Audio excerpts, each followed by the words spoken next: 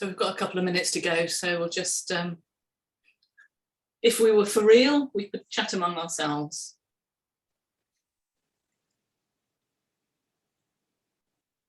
Which we can, about how lovely a day it is.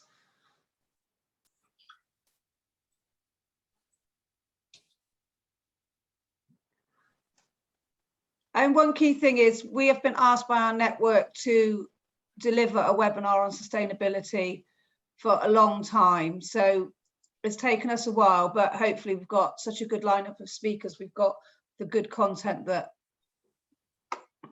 our network members need.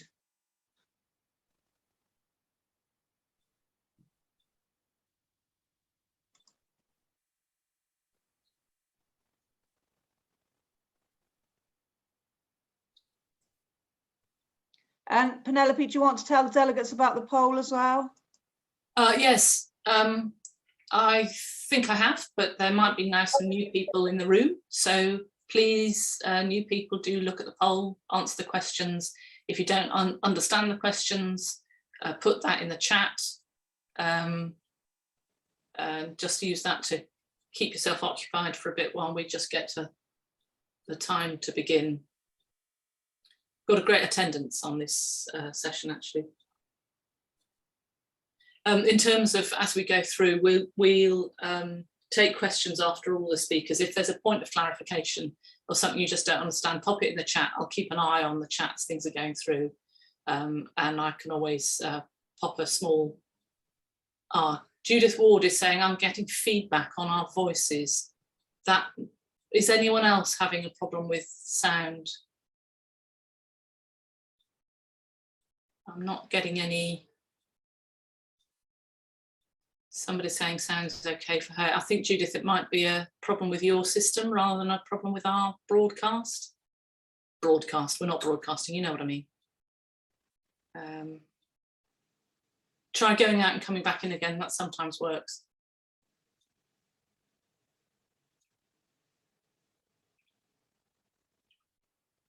And at least we've now checked the chat's working and I can see it and you can use it. So as I was saying, if there's a question, if put any questions in the chat as you're listening to a speaker, you get a question in your head, pop it in the chat, and I'll keep an eye on them. And if they're simple things, we'll deal with them between speakers. Otherwise, we'll save them till the end. And I have warned the speakers that if they risk going badly over time, I will prompt them so that we can keep on track. How are we doing more on numbers?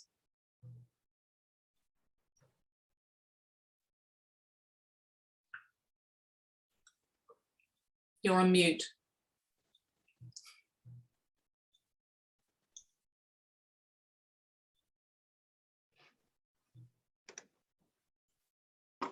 We're up to 51. How many are we expecting?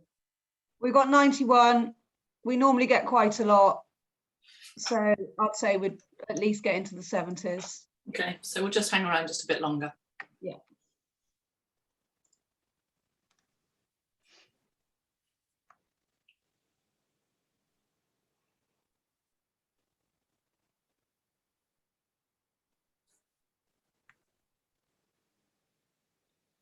Hello, John.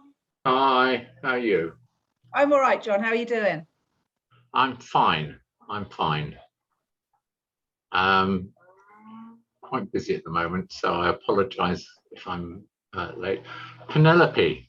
Hello. Hi. I really would like to talk to you about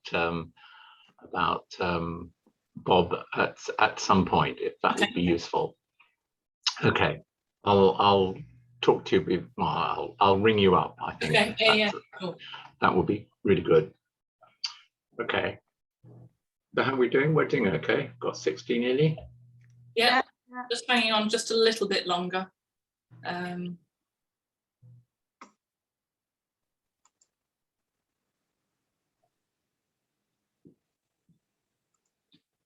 So we need more people to be answering our poll as well.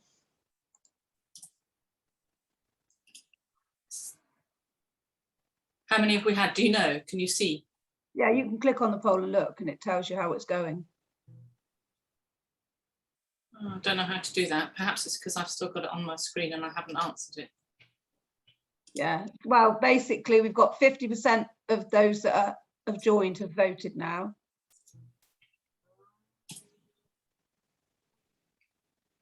So the other 50%, please, can I encourage you to vote?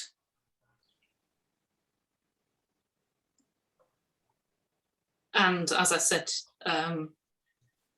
some of you will have just come in. As I said before, if you don't like the questions, complain about them in the chat. Use the chat function to say the things that you would mumble to the person next to you if we were for real.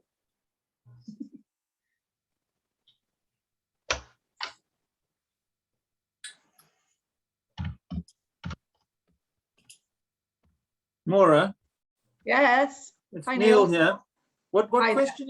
question are you referring to that we should be answering? In the poll, can you see the icon with polls?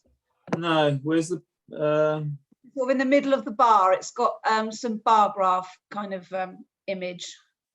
I've just got the climate, I've got the opening slide that says climate change, managing sustainability. I don't even have a central. It's one of the Zoom controls. Oh, right. Oh, It'll be along by chat and things like that. One of them's called polls. oh, there we go. Got it. You can tell us what you feel, Neil. Okay. So somebody called H. Venners is pointing out that the poll is very directed at LPA staff. Yes, I'm sorry about that. Most of our audience is LPA staff. So yes, it will be difficult to answer. Pop in the chat the sorts of things that you might want to say if we'd asked you the right questions, if you see what I mean.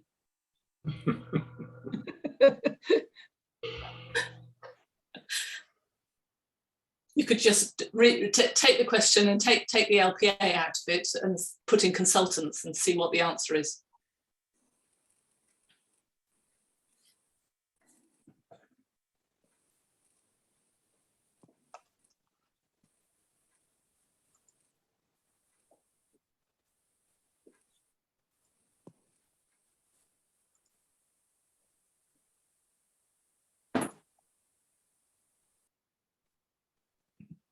Don't know if we've hit our limit now. We've got to 66, haven't we? I think it's probably time to get going. Yeah, and we've got 66% voted. Oh, right. Yeah, so we've got 66 of 66. There's 4 sixes in that, so it's beyond the number for the devil, so that's all right. So let's begin. We've got 4 speakers today. I'm assuming you've all got your agenda before you, but we've got Richard from the Town Planning Institute, which is very, very grateful that he could attend. We've got Anna sorry, I should rehearse this. Anna, can you pop your mic on and say your surname, and then it'll be said right? It's Anna Mavrogianni, but you can pronounce it Mavrogianni because that's how it's spelled. Don't worry. Everyone gets confused. So she's from UCL and she's going to give us some really helpful data on the impacts of climate change on heat and all that stuff. We have Dan Jestico from Savills, who's going to talk about master planning and zero carbon. And then we have James Turner from Mikhail Ritchie's, who's going to talk about placemaking and zero carbon. So my name's Penelope Tollick. I used to be a chief planner until I was made redundant, and I'm now making my way as a planning consultant. It says here, sustainability expert. Actually, the one thing I think that nobody can claim is to be a sustainability expert. Sustainability is just everything that we used to do in the built environment now needs to be done in a different way. And no one would ever have claimed to be a whole built environment expert. I'm certainly a jack of all trades, and that means that I'm a master of none. So I think really there's not much more to be said. So Richard, why don't we begin? Richard is going to give us a break from the death by PowerPoint. He has no slides. So he's going to talk to us about what the RTPI is doing about climate change and so on and so forth. So over to you, Richard. Do introduce yourself if I haven't introduced you enough. Thank you. Well, there's a bit more to say, I suppose. There'll be some planners in the audience and some not. So the Royal Town Planning Institute is the professional body for planners in the UK and Ireland, and we have 26,000 members here and abroad. And my role is to deal with the policy and advocacy particularly in England and also overseas. But I was especially chuffed to be invited here virtually because for 14 years I worked in Buckinghamshire and Berkshire. In Buckinghamshire as two-tier, and in Berkshire at the beginning of the unitary regime. So almost all my local government experience is in Berkshire and Buckinghamshire, with a little tiny prelude in West Suffolk as well. And then after leaving local government, I've worked mainly in central government. So I thought what I'd like to say is to run through what the Town Planning Institute thinks about the issues of climate change and biodiversity. Some of you will be aware that the government proposed planning reform, a new planning system last August. And actually that's been in the news during the weekend. The Times had a so-called scoop that the government was going to rescind or roll back its planning reforms. Well, we will see. In October, the RTPI made a formal submission to the Ministry of Housing on what we think should be in the planning white paper. It went a bit quiet, so in March this year, we actually published an essay about what we think should really happen. The trouble about public consultations is that, you know, that they, especially MHCLG ones, is that they make you fill in a questionnaire. So, you know, they control the whole agenda. It's quite difficult to actually say what you think. So in March, I actually wrote an essay about what should really happen, backed up by our England policy panel, which is our member level governance of policy in England. So I will effectively be talking from that crib sheet. One of the things that worried us about the white paper was the focus on granting permissions for housing, as if that was the purpose of the planning system. And actually, the issue of climate change and nature recovery is an equally urgent issue for the planning system. In fact, arguably more urgent, because as far as housing is concerned, new housing is never more than about 10% of the market anyway. So the role of planning in relation to house prices is quite limited. But climate change and nature recovery is a really key issue. As you know, by 2100, the UK is projected to see even higher summer temperatures, even more rainfall in larger storms and rising sea levels, which, if you come from the east of England, is a very serious issue.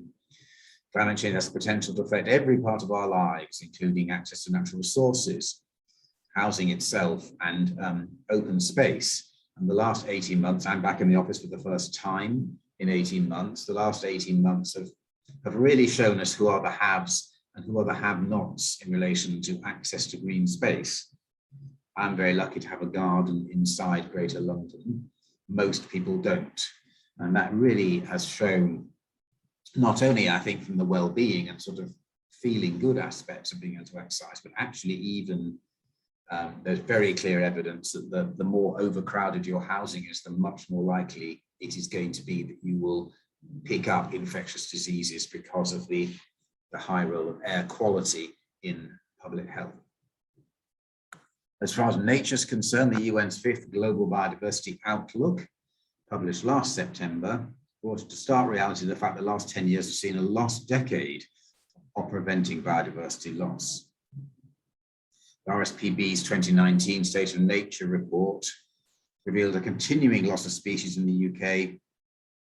40 million birds have disappeared from the UK's sky since 1970. If appropriate adaptation and mitigation measures are not delivered, climate change will have a severe lasting impact on people and on wildlife. Perhaps that's something for us to discuss later. One of the problems is that the marketing of climate action is often described as protect the planet, but actually it's protecting people as much as it's protecting the planet. The RTPI has been championing the role of planning in delivering climate mitigation and adaptation. long before 2019 and Greta Thunberg and the climate emergency, climate was a key issue for the RTPI. However, delivery of climate adaptation and mitigation on the ground is generally poor. This is partly the result of uncertainty produced by frequent reversals of government policy, for example, on code for sustainable homes, an overwhelming focus on house building, or actually on the permission for house building, not even on house building itself. And as you will be aware, severe under-resourcing in planning departments. Stronger climate change and law and policy would help, but these practical and political issues are currently the key barriers to effective planning. So what would the RTPI propose? First of all, a climate change legal duty. So if we are thinking about primary legislation for planning reform, the planning system must be aligned with existing legal obligations on climate change. Section 19(1)(a) of the Planning and Compulsory Purchase Act 2004 currently requires local plans to contain policies designed to secure that the development and use of land in the local planning authority's area contribute to the mitigation of and adaptation to climate change.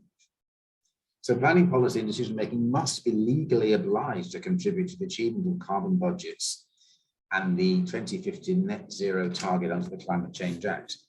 Surprisingly, this is not the case.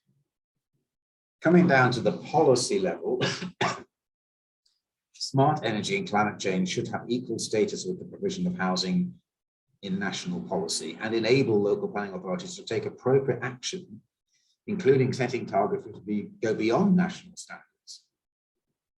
Policy should set clear metrics for carbon accounting, monitoring, and reporting by local plans. This must be at least as important as reporting on the achievement of housing targets.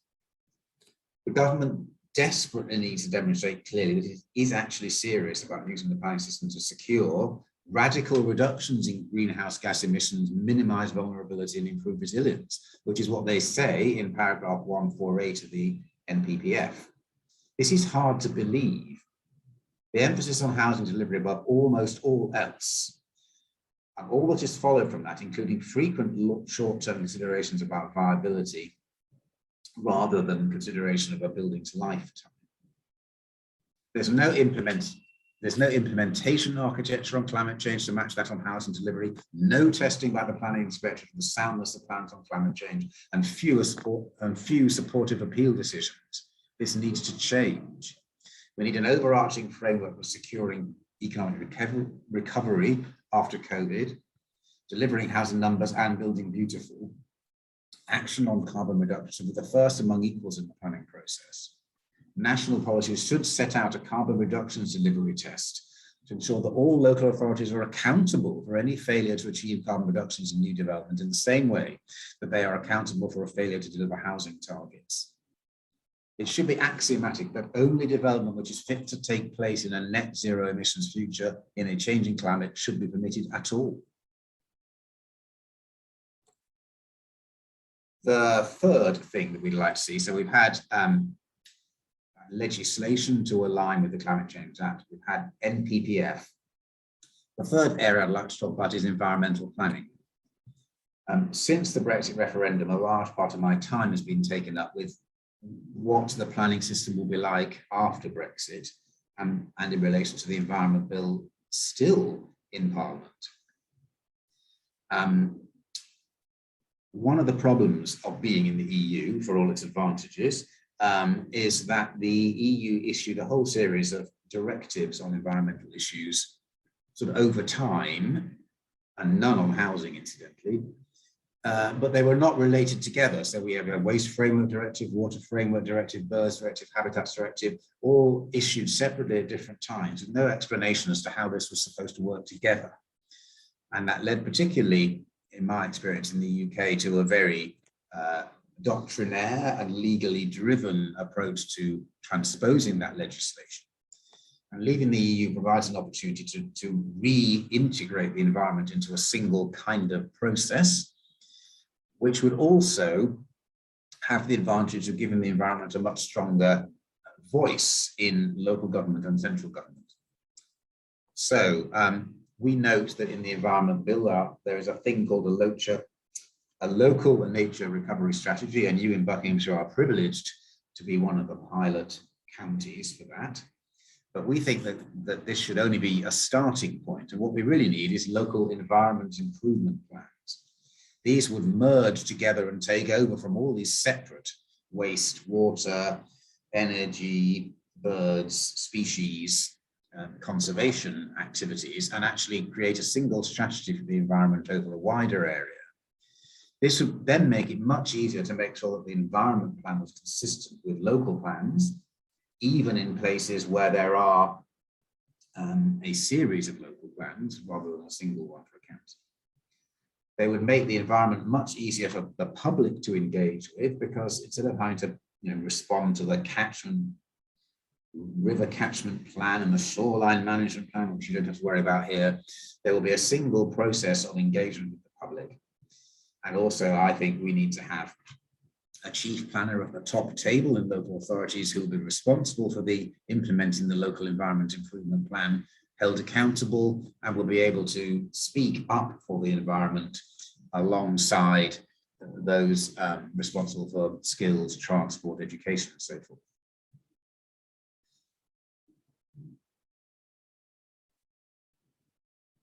And finally, I think that we need,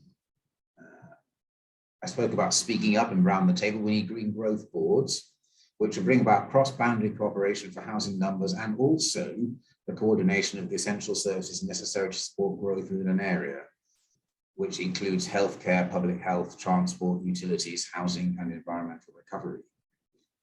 Time and time again, even listening to World at One yesterday, which is one of the privileges of working from home, we hear that the public is mainly concerned to ensure that the infrastructure needed for housing is delivered at the same time as the housing. And from a specific point of landscape, we need to see that where areas are allocated for development, this is done on a landscape first principle. Well, I'd actually say a landscape and public transport first principle, where you work out at the center of the development where the public transport access is going to be. You work out strategic corridors for nature recovery, including sustainable urban drainage. And then you put the houses in the bit that's left. That's a landscape and transport-led master planning. We think that green growth boards provide a response to the challenge raised in the planning white paper of needing to replace the duty to cooperate and to consider how strategic cross-boundary issues such as major infrastructure or strategic sites can be adequately planned for. And we don't want a situation in which, for example, we've provided for nature in one site, but the poor species can't get across the boundary of that site to the next site because you've not strategically planned environmental recovery, you've done it site by site. And if pressed in questions, I have a lot of reservations about the principle of biodiversity net gain, but probably not a huge amount of time to go into that just in this talk. We think that in the Green Growth Board, there would need to be, of course, local authorities and combined authorities where they exist, but also the water companies, the Environment Agency, Natural England, Public Health England or its successor, the NHS in particular, and then Network Rail, transport providers, Highways England, and health and wellbeing boards. We think it's necessary to include some links to the Department for Education, because planning of schools is probably the least strategic of all the activities that take place. Far too much planning of schools as individual businesses rather than as part of a strategy to provide a whole community. We think this is definitely something which needs to be bottom up and not prescribed by government, but government should come in, step in and support it and probably fund it where necessary. Some of the most impressive achievements of working across boundaries have been in places where there's been enough people at officer level actually to draw the thing together and get the constituent local authorities and other people to come around the table, even if it's just publishing the minutes, this kind of thing. And another thing we'd like to see is a duty to deliver, which is alignment of spending programs. So we've heard about a duty to cooperate, but so many of the key bodies that are essential for housing delivery planning are not brought in any sense in any kind of obligation towards supporting the planning system. Local plans have a critical role to play in identifying clear and specific infrastructure priorities. The right infrastructure should support sustainable growth, contribute to legal carbon reduction targets, achieve environmental and economic progress more broadly, and take account of technological change and prioritize good quality of life outcomes. But there's a gap between infrastructure and planning. And there's a demand for a more joined up approach that proactively addresses infrastructure needs of new development and the deficits of existing settlements alike. National decision making is fiendishly complicated. 26 ministers have responsible for infrastructure provision. Policy and funding is split across multiple departments and executive agencies and non-departmental public bodies. It's not just me. The National Audit Office, in its report Planning for New Homes, which I helped contribute to, highlighted the lack of requirement on national government to connect together its plans, so those were constituent local authorities. The NAO said to create new homes and places for people to live in, infrastructure such as transport, healthcare, schools and utilities must be in place. But this is difficult as government departments are not required to tie their investment strategies with those of local authorities' infrastructure plans, and there is substantial uncertainty about how any infrastructure will actually be funded. Delivering local plans requires infrastructure investment to support targets for growth and regeneration. The best solutions increasingly cross traditional sectoral and geographical boundaries, such as networks of multifunctional green infrastructure, urban cooling and active travel, passive house buildings that alleviate the need for new energy capacity, highway maintenance programs that create opportunities to lay new utilities infrastructure and support healthy streets. An example of the difficulties that we have currently with the breakup of different organisations is the sudden unexpected ruling by Natural England on water quality in the Somerset levels, putting the delivery of 11,000 homes at risk. There needs to be an alignment in vision also between those that have a role to play in infrastructure facilitation or delivery, a place-based approach to growth, ensuring that infrastructure priorities are managed alongside other priorities. Often, local authorities are planning for new communities in places that do need to be supported by significant infrastructure. And actually that can mean infrastructure investment is prioritized away from other areas. The National Infrastructure Commission has recommended changes in the way that energy and water investment is regulated and controlled. There should be duties on regulators, including net zero carbon, environmental impact, quality and resilience. There should be a duty to collaborate among infrastructure providers. And Ofgem and what should engage in metro mayors and local authorities to understand the likely impact on infrastructure planning of large strategic developments. Far too much risk-averse behaviour from Ofwat and Ofgem. And we think this could actually be achieved through a duty to deliver on regulators to ensure collaboration between utility providers, transport organisations and planning authorities. You've got a couple more minutes, Richard. Just on time to say that those are our proposals: local infrastructure, local environment improvement plans, green growth boards, changes to the MPPF and duty to deliver. And I'd be happy to discuss these further.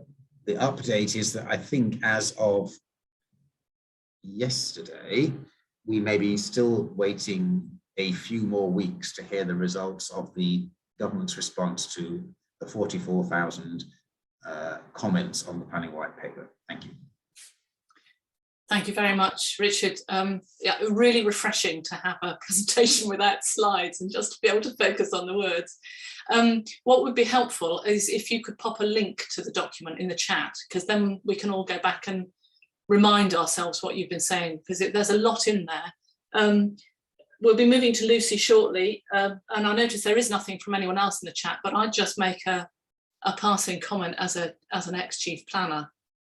I thought, as an ex-chief, this is a real confession time now, I thought when I was a chief planner that I really couldn't do anything about energy targets in new builds, because I thought that Eric Pickles had removed that right for me to do so in 2015. Since stopping being a chief planner, and I've actually had some time to think, I've realised that actually he never implemented the legislation that in 2015 he said he was going to implement to take away that right. So there I was in charge of a local plan that did not contain energy targets because I thought I was not allowed to do so. And it is a shocking indictment of me as a chief planner, of the planning system, of the whole caboodle, that we're in a situation where dozens of us across the country's planners think we are not allowed to. In fact, we can. It's not a tremendously broad power that we could, but it is something that we could be doing, and we currently think we can't. So absolutely. The other one, Penelope, is the issue of implementing powers available to local authorities to implement sustainable drainage, which I can also give Jack. Yeah. That's another case where actually you more power than you think. Okay, that's interesting. So do put some comments in the chat as you're listening. You don't have to ask a question. You can just simply put a comment.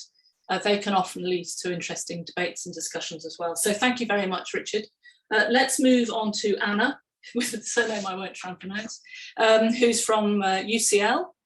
She's got a very, as I said earlier, very interesting presentation full of graphs and maps and visual things to help us really understand the impacts of climate change, which are happening to us. Again, one of the delights of working from home is being able to listen to more of the Today programme. I caught a bit on the fact that, yeah, we've got lots of places that are 50 degrees that we didn't used to think were going to be 50 degrees. It's here. So Anna, tell us what you'd like us to learn about. Thanks, Penelope, for the introduction, and Richard for the talk, and thanks to the network for inviting me to speak today. I'm afraid I do have slides, so Penelope, please give me a shout if I'm running out of time. I'd also like to apologize in advance because there's some building works going on outside. These are the joys of working from home, I'm afraid. So hi everyone, I'm Anna Mavrogianni. I'm based at the Institute for Environmental Design and Engineering. We are part of the Bartlett, the Faculty of the Built Environment at UCL.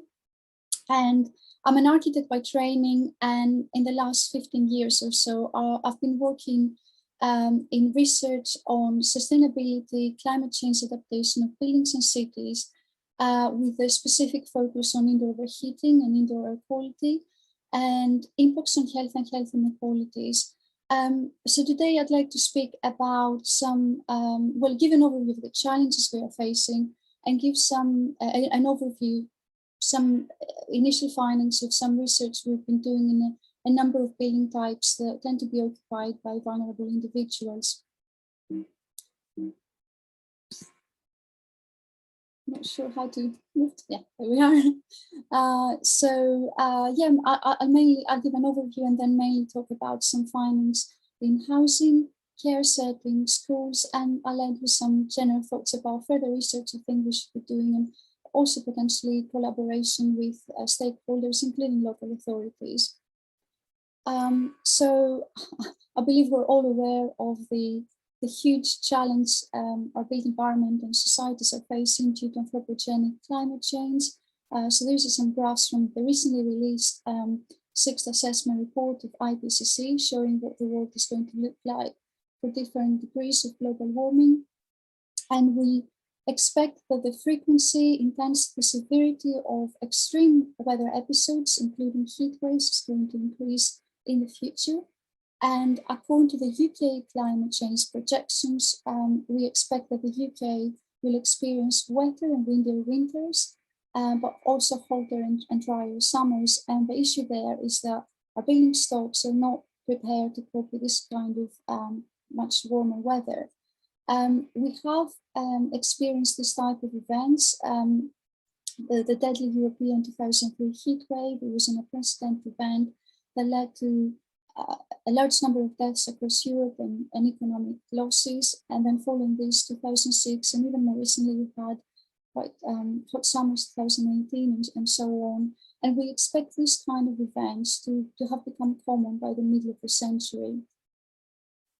So these warming trends will be exacerbated in urban environments because of a phenomenon called the urban heat island effect. I expect a lot of you will be familiar with this. And we know the cities around the world are expanding rapidly. We have these urbanization trends, and it's expected that around 70% of the population will be living in urban areas by the middle of the century.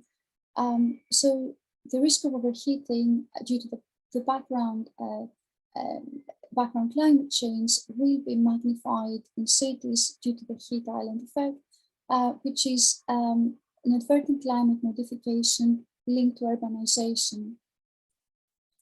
So it's basically the difference we observe between core urban areas and their surrounding rural or non-urban areas. And here's a map of the Greater London area. It's land surface temperature, not air temperature, but you can still see the difference between the more built-up areas and the vegetated areas.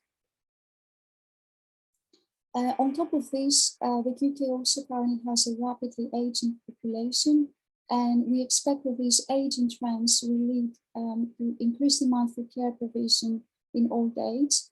And we know that older populations are more vulnerable to heat stress. I mean, this is a consistent finding across a number of epidemiological studies that the people who tend to be more vulnerable to heat are the ones above 65 years of age, and also people suffering from chronic conditions such as respiratory and cardiovascular disease.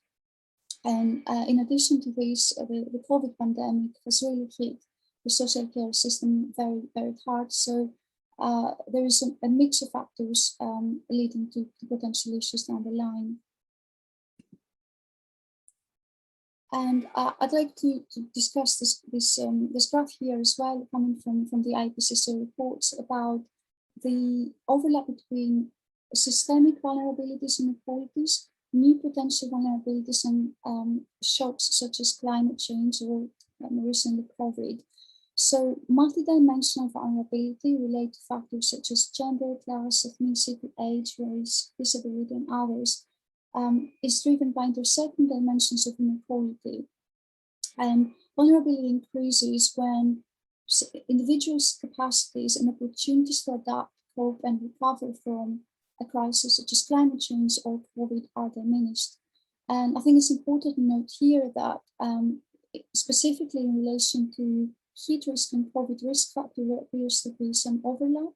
And I think Public Health England published a report last year during the summer, kind of outlining those intersections between the various risk factors, so of course age, respiratory conditions, etc. So this is something to bear in mind when we talk about COVID disease control and also protection of the population from heat risk. So what are the challenges for the built environment?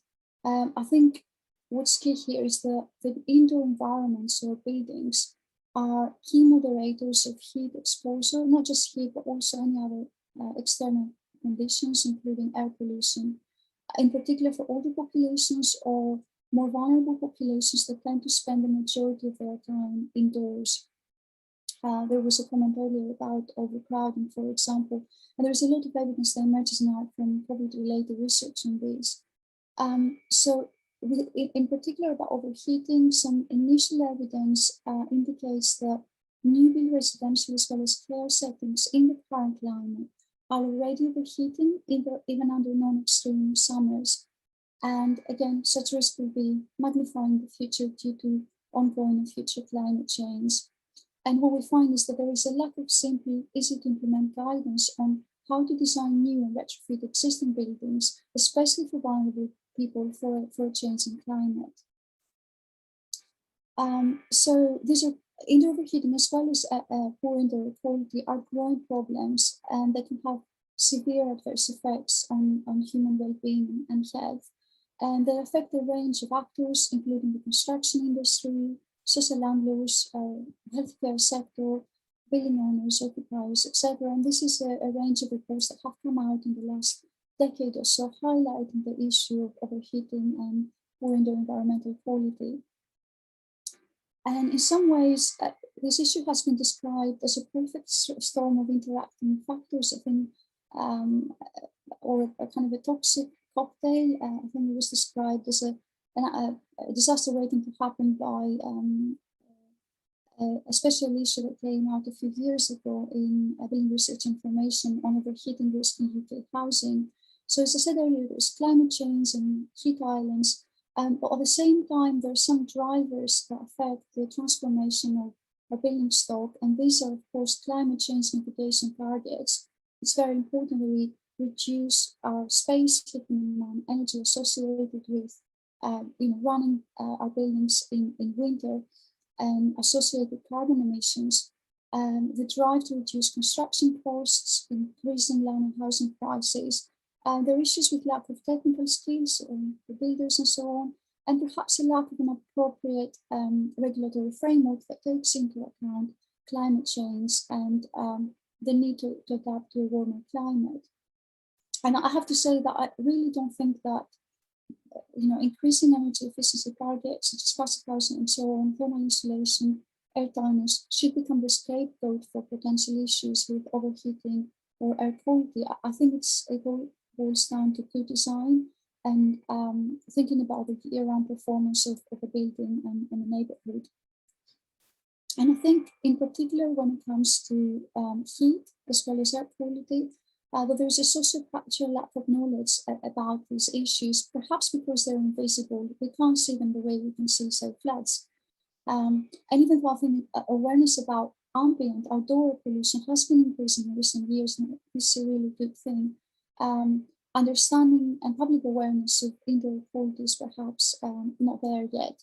I think, again, a silver lining of COVID and the pandemic lockdowns might have been perhaps an increased awareness about the importance of our homes and the indoor environment on our physical and mental well-being. So hopefully perceptions will change in the future. So now, just checking how I'm doing for time. I'll just give a brief overview of some findings from existing research projects I'm involved in. The NIHR HBOU project, which was developed a housing stock model for the UK. The NERC-funded climate care projects that look at the climate resilience of care settings, and a project called Aspire, funded by EPSRC, that looks at the indoor environmental quality and interrelationships with climate resilience for schools. So I'll start with some of our findings for dwellings. So one of our initial findings for London was that when we look at the relative contributions of heat island and building characteristics on indoor heating, it appears that dwelling characteristics were more important. So even though, of course, the heat island does affect the spatial variation of temperature and relative risk of heat-related mortality, the characteristics of the building one lives in has a greater influence on their exposure. So it's more important that we have well-designed buildings that are prepared for warmer weather. This is from a study we did in the West Midlands, where we tested a range of energy retrofit scenarios and passive cooling strategies, and their impact on a number of building performance metrics, as well as their impact on summertime heat mortality. We worked with epidemiologists, and we quantified the impacts of energy efficiency on domestic space heating energy, and we saw a significant reduction of around 26%. But then we had a small increase in summertime heat-related mortality by 34%. However, when these were combined with external shutters, we had a reduction in heat mortality at the range of around 40%. So I think the takeaway message here is, to go ahead with energy efficiency, retrofit packages, insulation, air tightness, and so on, but do ensure that passive cooling measures are also incorporated in the retrofit. And a lot of our work and work by other researchers has shown that external shading, such as shutters, tend to be more efficient in reducing temperatures in the summer.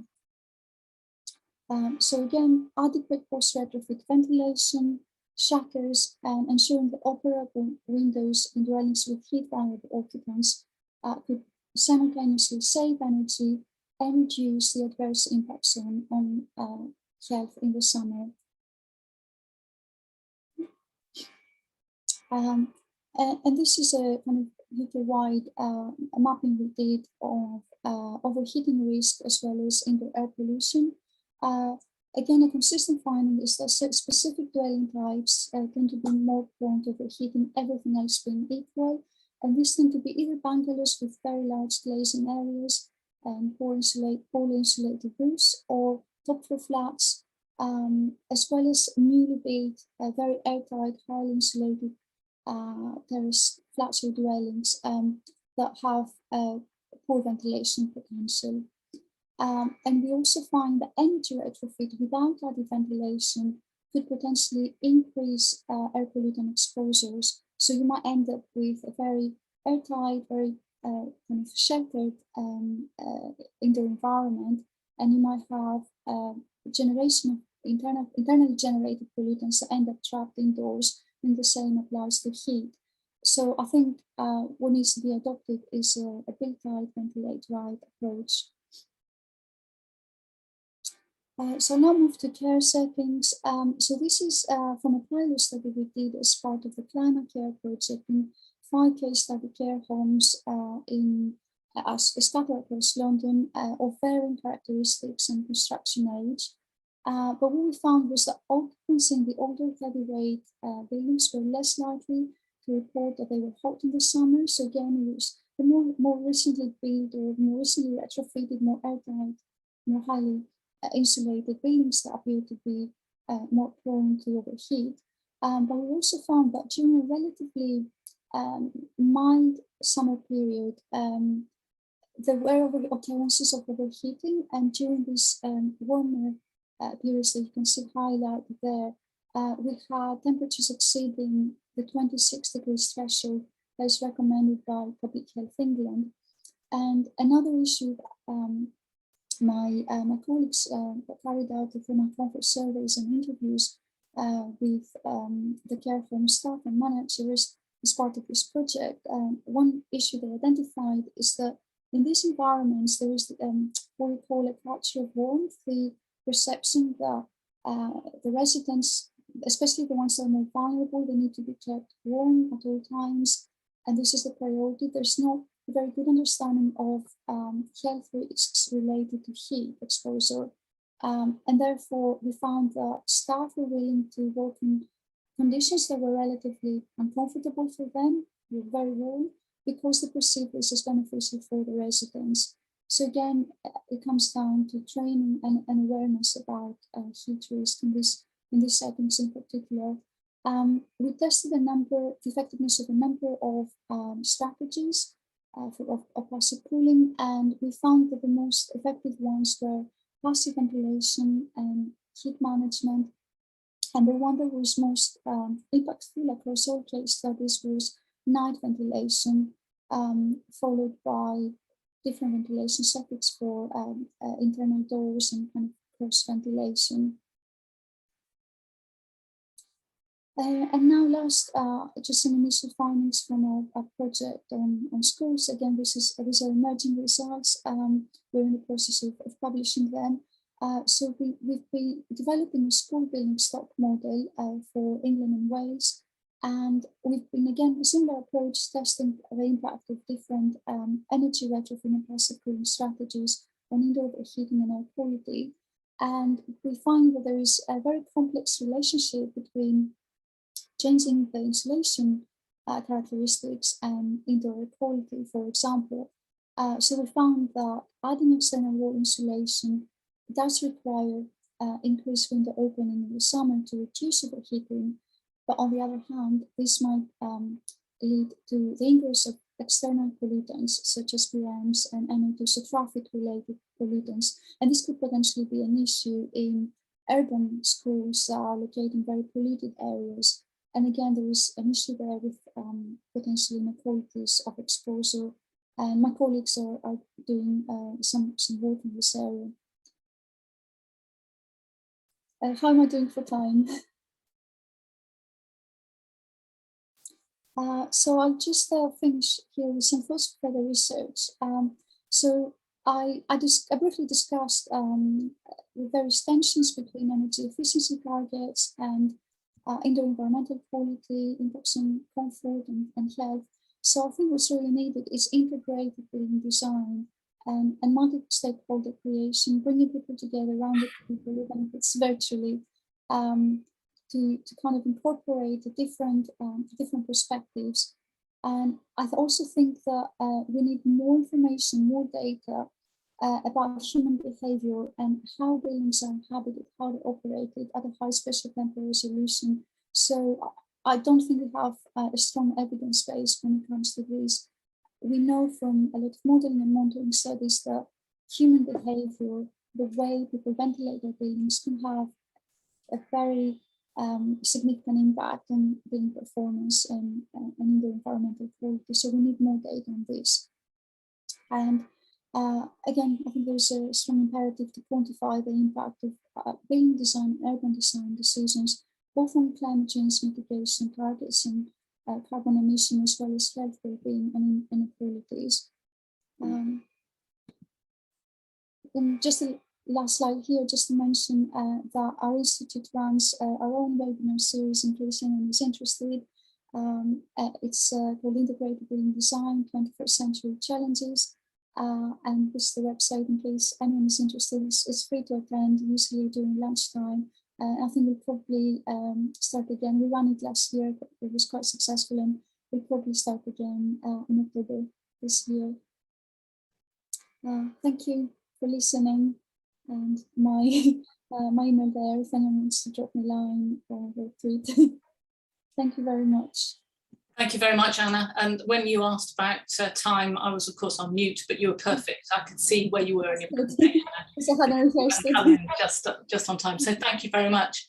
I think what you've done between you, Richard has set out the sort of the big picture, and you've helped to make it really real in terms of all the data of the impact this is going to have on people, which was a point that Richard made. You know, we talk about saving the planet. Now, this is about making the planet habitable, or rather changing the way we build our built environment to adapt to a new environment. And I just don't think as a society, let alone as a bunch of built environment professionals, we've woken up to that point.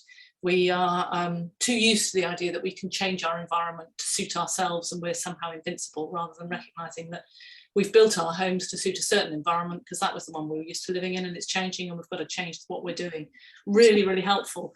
And many of you are frontline staff, and you may well find, because the presentation we just had is full of maps and diagrams, you may well find your senior managers can respond quite quickly to some of those because they can see the story in the graph without having to have too many words. You can augment it with some words. So you may well find some of that really helpful in terms of educating other people as to what we need to be doing. Nico has made a comment in the chat. West Berkshire has refused permission for strategic development, including on the issue of the failure to provide sufficient renewables on site and to contribute to deliver carbon neutrality. Well done, West Berkshire. Let's wait to hear for the Secretary of State decision on that. This was in response to my observation that many of us didn't know we were allowed to do that. So well done, West Berkshire. Hooray. Let's move on now to Dan Jestico from Savills, who's going to talk about master plans. Are you ready to go, Dan? Yes, I am. Good. So you should all now be able to see this. Is that correct? Yep. Good.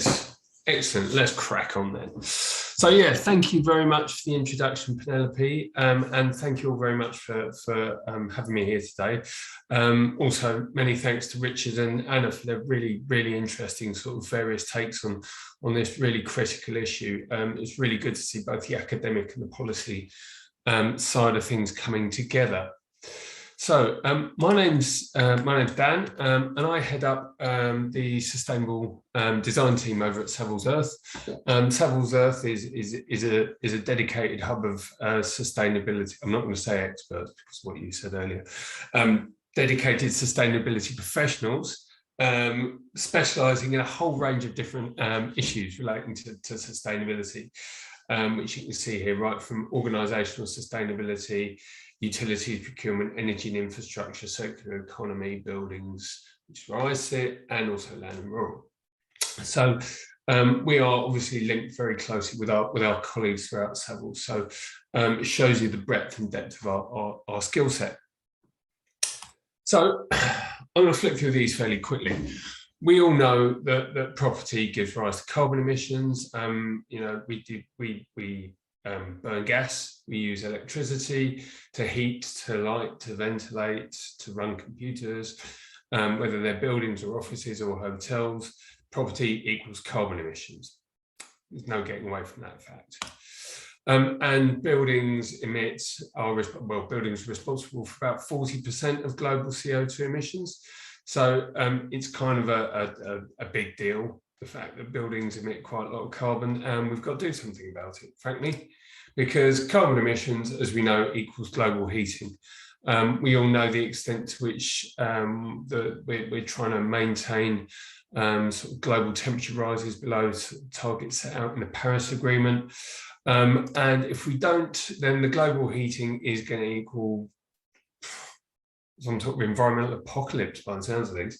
Not to be trite, but we've got rising seas, storms, fires, floods, famine, drought, disease, and extinction of species across the planet. So it's a pretty grim picture, frankly, from the side of global heating. How much global heating are we going to cause? Based on our current trajectory, we're going to hit about 5 degrees of global heating by the year 2100. That ain't good. We need to try and keep that down.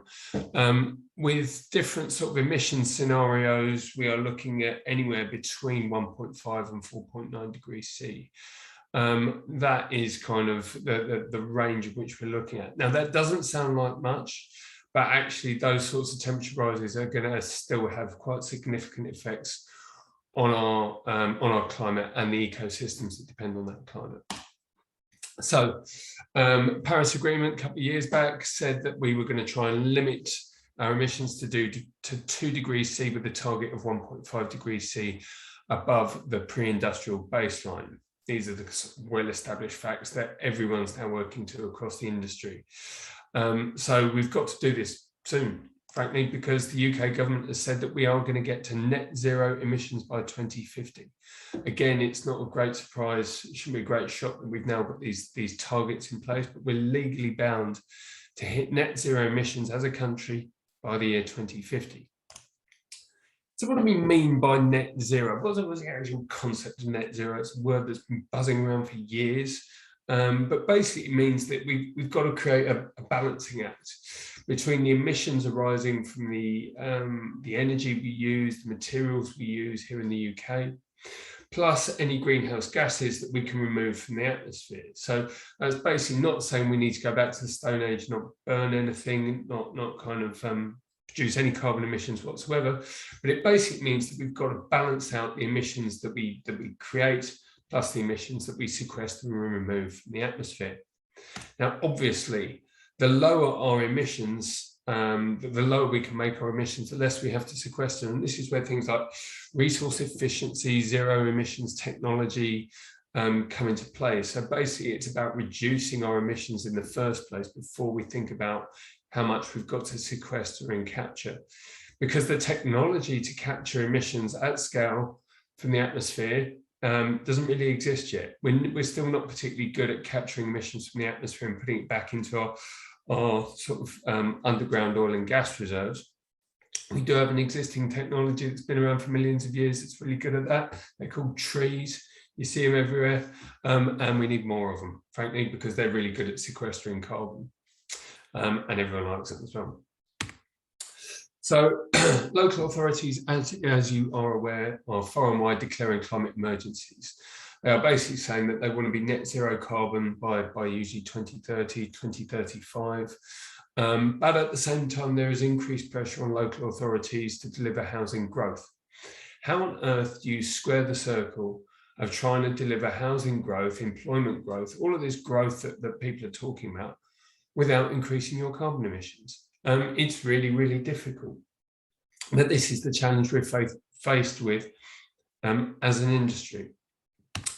So essentially for property, it basically means we've got to get the emissions from property down to zero as quickly as possible, because we're bearing in mind that sort of 40% we talked about earlier.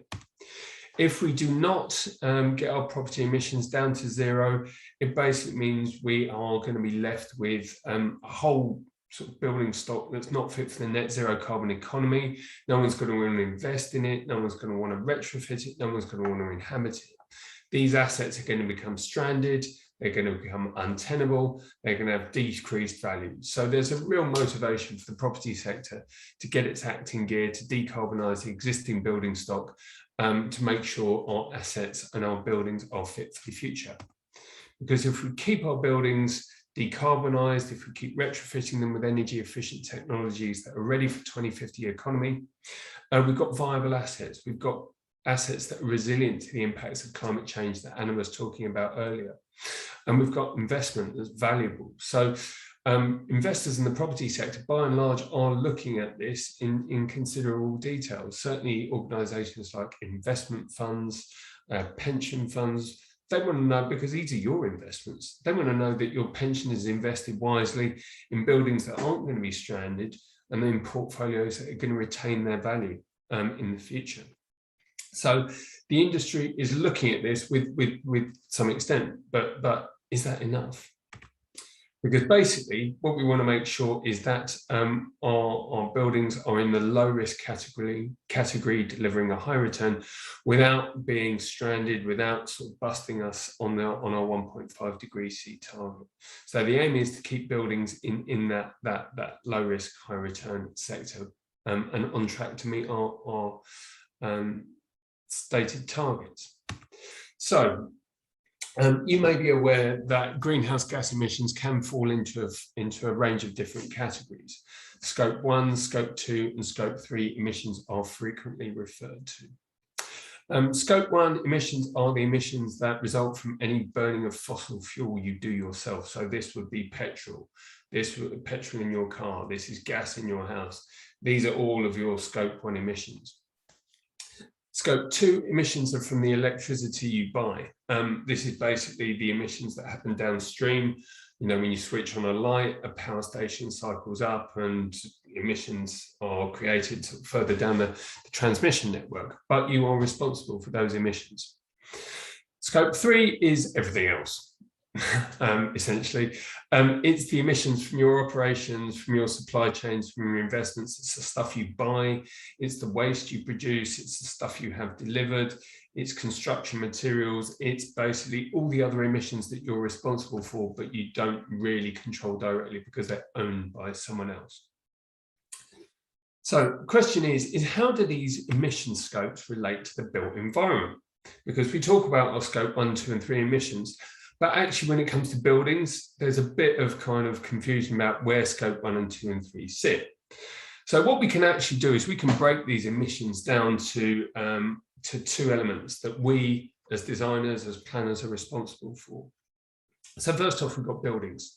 The emissions from the construction and operation of our buildings actually fall into all three scopes. So we've got the construction materials, that's Scope 3. We've got waste, that's also Scope 3, but we've also got some Scope 2 in there, which is the electricity consumed by the buildings, and also some Scope 1 in there, which is the emissions from gas used to heat our buildings in our hot water. But actually, as designers and planners, we're also responsible for influencing people's lifestyles.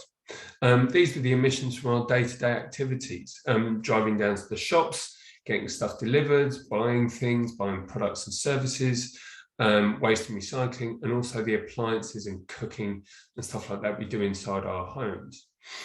And these are all things we can influence as built environment designers. So there are existing net zero carbon frameworks out there that cover the emissions from the construction and operation of buildings. The flavour of net zero carbon you choose depends on what framework you're going to talk about. So when we talk about net zero carbon buildings, we need to be quite careful about what version of net zero carbon we're talking. Does it include emissions from appliances? Does it include embodied carbon emissions? Because these aren't currently covered by building regulations. So when we talk about net zero carbon, we need to be sure about we're all in agreement about what's inside the scope and what's outside the scope. But actually, what about our lifestyles? The analysis we conducted to date show that in the emissions from our lifestyles that are essentially uncontrolled by planning policies, by building regulations, these are actually far higher than the emissions from buildings. Transport emissions from new development dwarfs that of our building heating emissions and building consumption emissions. Yet we're not required to measure this or sort of comply with any sort of policies related to the emissions from transport. There are lots and lots of planning policies relating to the provision of sustainable transport, don't get me wrong, but actually measuring it and assessing the impact of these sustainable transport measures is currently not required. So what can we do about it? How can we assess it? So we've got things like urban design is the first kind of key issue I want to talk about. When we do master planning, good master planning can help to reduce our transport emissions. Things like mixing up the uses, looking at development phasing, the layout, the density of the development, providing people with access to open space, car-free streets and food grain. All of those factors can have a significant influence on our lifestyle emissions, on our transport, on the things we buy and have delivered, on where we spend money. You know, are we buying our food locally or are we growing it? And our waste and recycling, what are we doing about that? Can we compost? Can we separate our waste easily? So all of these kind of factors are sort of really, really important in minimizing our lifestyle emissions. And they've been captured really, really handily in what's become known as the 15 or 20-minute neighborhood, depending on how lazy you're feeling and whether you feel like traveling 20 minutes or 15 minutes. But these sort of principles have been enshrined in the fact that basically, if you have to get in a car to go somewhere, as a designer, you've failed, because the whole point is that we shouldn't be using cars, even if they're electric. They still create air quality issues through the braking and through the tyre use. They are still a major impact on, you know, good urban design, put streets everywhere. They're still dangerous for children. So basically, the whole point about a 20-minute neighborhood is you shouldn't have to get in the car. You should be able to get to everywhere you need to on a day-to-day basis by walking or cycling, and maybe only using the car for further afield trips or a big shop or somewhere where you need to kind of pick up loads of stuff. So the 20-minute neighborhood is obviously a really good model for delivering that. And then there's the transport strategy. So traditionally speaking, you know, these are done by dedicated transport planners. But the point of a good transport strategy, it's not just about working out how big junctions need to be and where the pinch points are. It's about minimizing trip generation. So how does a good transport strategy minimize the number of vehicular trips that are resulting from a development? It's about providing access to public transport and active travel opportunities. And increasingly, we're looking at smart mobility solutions. So things like mobility hubs, park and ride interchanges, where people can get up-to-date smart information on on mobility as a service. So it's moving away from looking at ownership of vehicles and actually saying, I just want to get from A to B in the quickest way possible. What's the best way of me doing that? So things like electric vehicles, garage conversions, looking at delivery hubs, how you're walking your kids to school, the provision of home gyms and cycling infrastructure, all has a significant influence on the number of vehicular journeys we take and the resulting uptake in the resulting carbon emissions. And we've been doing modelling on this.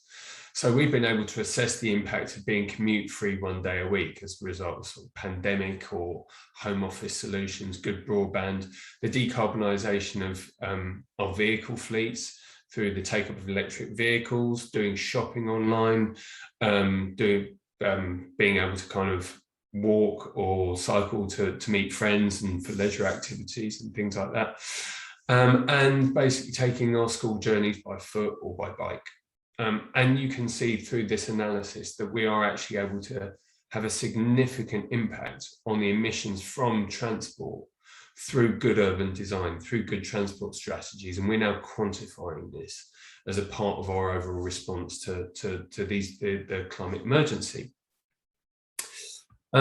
And then the final piece of the puzzle, once we've done our zero carbon buildings, we've got our low carbon transport strategy, is about offsetting and sequestration.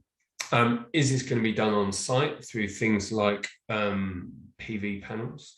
Is it going to be done on site through things like planting? Or are we going to use cash in lieu payments to local authorities to offset residual carbon? Are we going to allow people to kind of invest in renewables infrastructure in the locality, though not necessarily on site, to enable them to kind of retain a stake in the renewables assets rather than the cash in lieu payment just being a carbon tax? What about a solution where developers can invest in renewables infrastructure and they retain a stake in that asset and return on it? That's definitely a more palatable solution. We're looking at insulation solutions where people are retrofitting schools, hospitals, and social housing to reduce emissions. So when we take all of these things into account, we can basically see that we are, able to reduce the total emissions from our development on a site-wide basis by a considerable amount. But then we can push it and actually work out how we can deliver a net zero carbon master plan, taking into account our building embodied carbon, our transport emissions, but also taking credit for sequestered and offset emissions to balance those emissions and deliver actually net zero carbon master plans rather than net zero carbon buildings. And this is basically about good collaborative design between urban designers, transport planners, sustainability consultants and health and wellbeing people, all being provided, of course, with the guidance of local plans where appropriate. So I've got about 20 seconds left, so I'm just going to wrap up with a quick summary. As I said, property is responsible for about 40% of global emissions. That's just buildings. That doesn't even include transportation. As we know, these emissions are going to have a devastating impact on biodiversity, on climate, on people, especially people in fragile communities. Where local authorities have set net zero carbon targets, they're faced with the challenge of delivering growth, but also reducing carbon emissions. And basically the key message here is that zero carbon buildings are only part of the solution. We need to measure carbon emissions across our master plans with collaborative thinking between local authority planners, urban designers, transport consultants, and sustainability teams to deliver holistic net zero carbon solutions. Thank you very much. Thank you, Dan. You said you were summing up just as I was about to say you are about to sum up, aren't you? So great.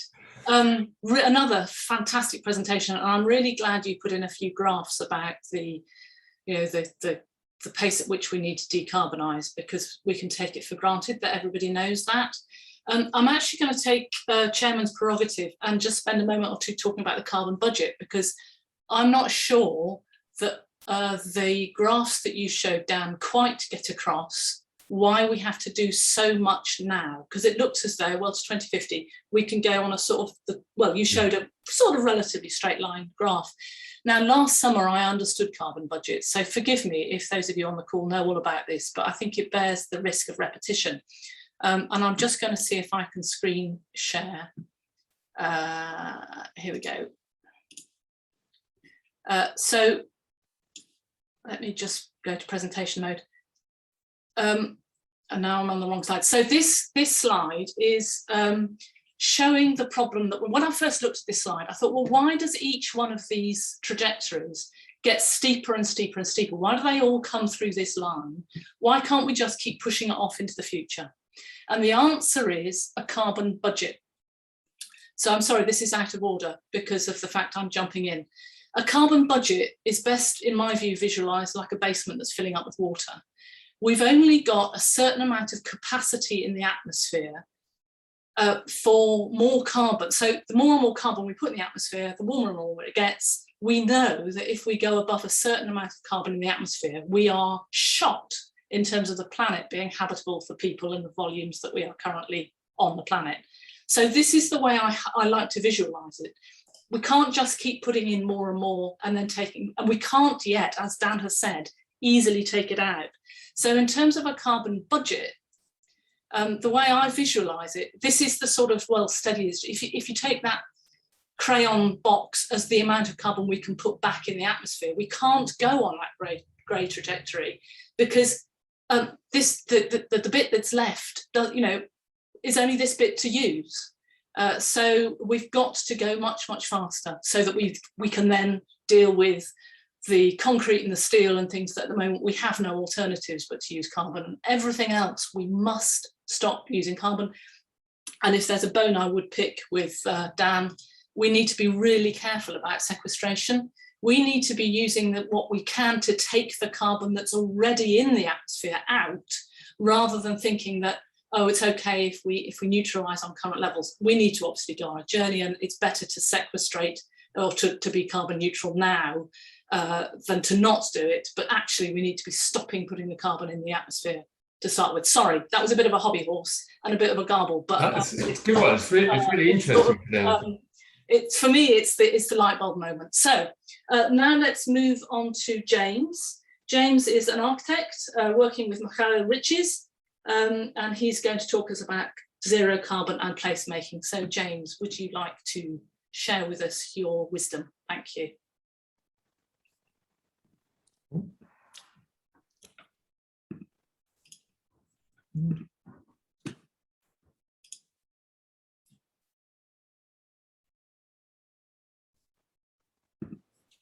Are you doing all right there? Yeah, for some reason my PowerPoint's disappeared. Sorry, it worked perfectly earlier. I thought it was all ready to go. There we go, it's back. Great. Sorry about that, everyone. Hopefully you can that's great. see that. It's not quite, that's it, that's perfect. All right, afternoon, everyone. My name's James Turner, I'm Associate Director at Michael Riches. We're an architects that primarily focus on residential design. So, but in particular, a focus on kind of what everyone, I guess, is calling highly sustainable kind of placemaking, looking at master planning, what makes great places for people to live. So the presentation today, I'm going to try and go through at pace because I think there's a lot to cover and Penelope will chase me otherwise. So I'm going to jump straight in. So this first slide just takes us through kind of what's happened in the last sort of 10, 20 years. And back in 2010, we had the Code for Sustainable Homes, and the first passive house was built in the UK. Kind of fast forward to almost kind of last year, I guess, Michael Riches won the Sterling Prize with our Goldsmith Street project, which at the time was the largest passive house project, 100% social housing. You know, it was a great year for kind of actually giving a bit of direction to this kind of climate emergency that everyone was worrying about. Local authorities, I guess, including a lot of you, declared a climate emergency. And I think what's happened from at least our point of view in the last year, everyone's then gone, but how do we do it? So I think the presentation today is really, you know, much about showing how we do it as a practice, and hopefully gives you some kind of ideas and kind of guidance on actual kind of meaningful ways of actually delivering these promises that have been made, which I know is a lot of the questions that we are asked. But in terms of where we're going in the next sort of 10 to 20 years, kind of heading towards this 2050 target, there's actually one that's kind of even closer, which is the 2030 climate challenge, which the RIBA has set. And kind of annoyingly for us is that they've just changed the targets for this, so they're less onerous than they were a year or so ago. But the schemes I'll be showing you today actually, you know, almost delivered to that 2030 challenge, but I'll unpack that a bit later in the presentation. Just in terms of our experience, 10 years ago, we were looking at smaller projects, highly sustainable, well before the kind of net zero term was kind of being thrown around the industry. Kind of fast forward to 2019, and our Goldsmith Street project kind of perfectly aligned with this kind of climate emergency, how to deliver on this promise of kind of trying to get towards net zero, and actually kind of showed that it could be done. Just in terms of other areas that I know has been spoken about in today is, retrofit. That's a really important part of this kind of whole conversation. Not always properties should be retrofitted, in my view. There is a really good, strong case for demolition and rebuilding. And, a lot of analysis can go into kind of number crunching and actually looking at that balance between, providing more homes on existing sites and kind of maximizing, as local authorities, your assets in terms of replacing poor quality stock with new high quality stock. But this is our scheme up in Sheffield for Urban Splash, which is 200 flats as part of Park Hill, which was an ex kind of council estate. And that's been kind of refurbished. But kind of closer to home for, I guess, a lot of people on this call is a couple of years ago, we won the National Infrastructure Competition for the Oxford-Cambridge Corridor with VeloCity. So feel free to have a look at that after today. And that was the idea of kind of how to do this kind of 20-minute neighbourhood and how you develop around villages in your area in a kind of sustainable way. But sort of looking ahead of actually what's on our drawing board at the moment and kind of how we are actually kind of delivering on a lot of these things. We're working in the City of York, where they're delivering 600 homes, all to Passive House standard and all to net zero carbon in terms of their emissions.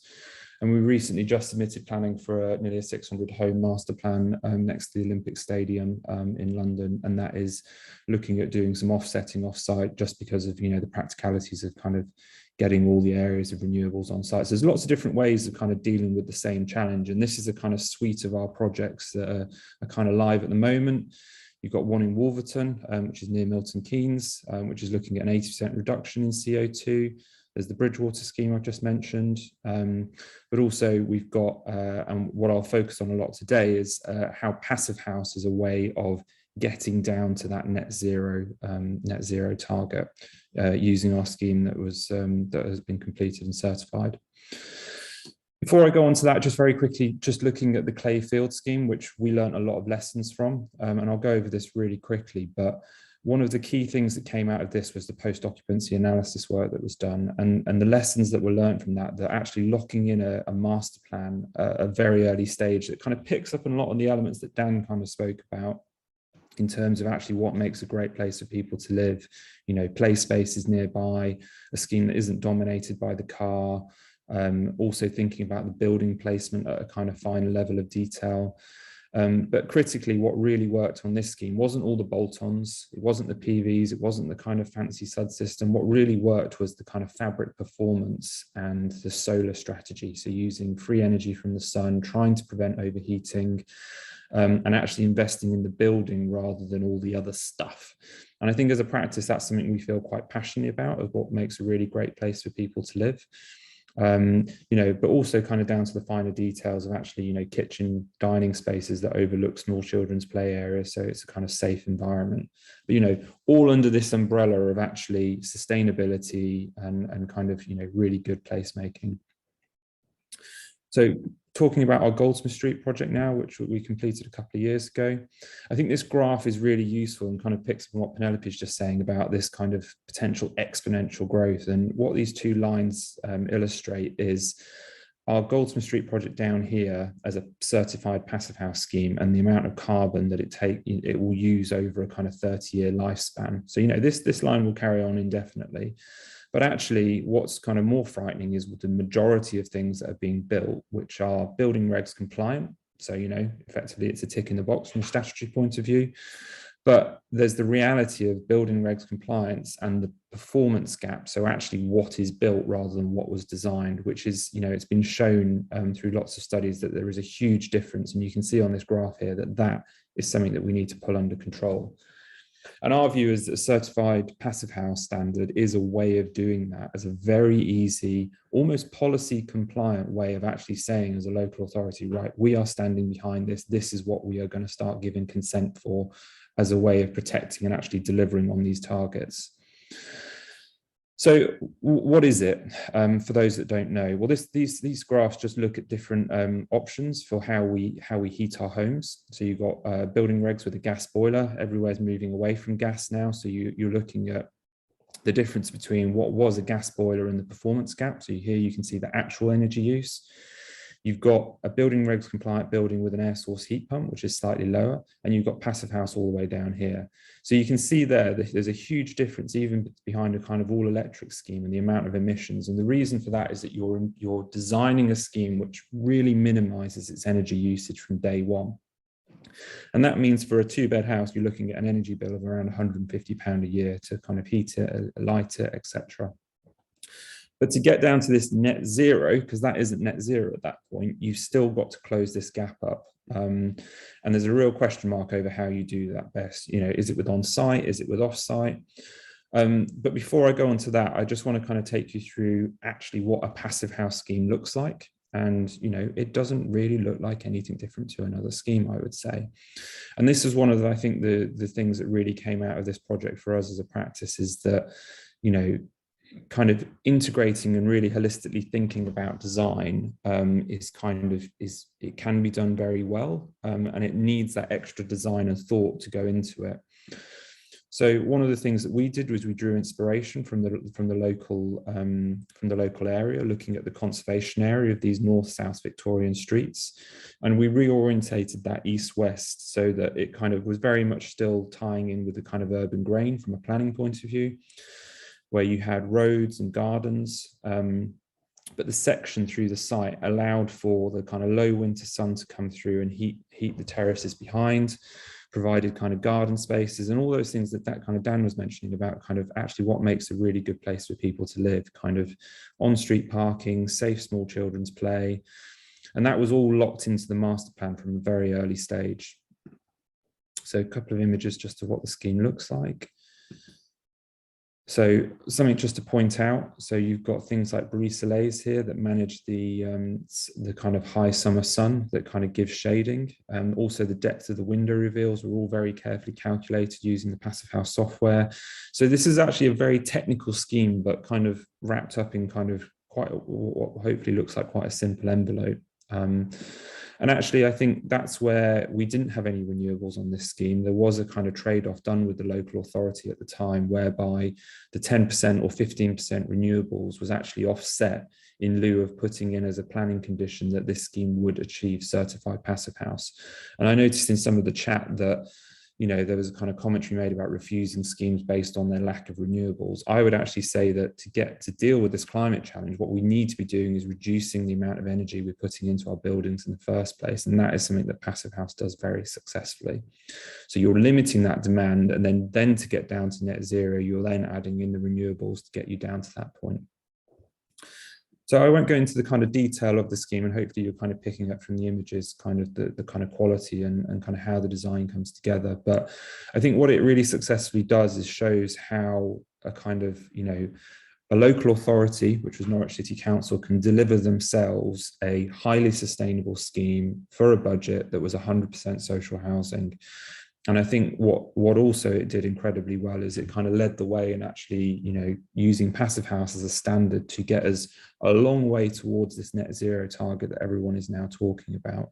And actually what our York projects are doing is doing exactly the same formula, but then adding the renewables in to get us down to that zero mark. So I think as a strategy, it's a very strong one, and it's one that I'd quite like to, you know, make sure I'm banging the drum quite hard for today to kind of say, look, this is actually it's a really good shorthand way of delivering these zero carbon targets that everyone has signed up to. So I know I'm not kind of necessarily talking over the images here, but I think this one kind of really nicely sums up the project as a kind of, you know, it's ultimately these are people's homes and they need to be a, you know, a great place for people to live. So after all that lovely stuff, we're going to come back to some numbers. And as I said, this is the version 1 of the RIBA Climate Challenge. They've actually become a lot more lenient. But just to give you some kind of really simple context, a passive house scheme is looking at around 16 kilowatt hours per meter squared per year.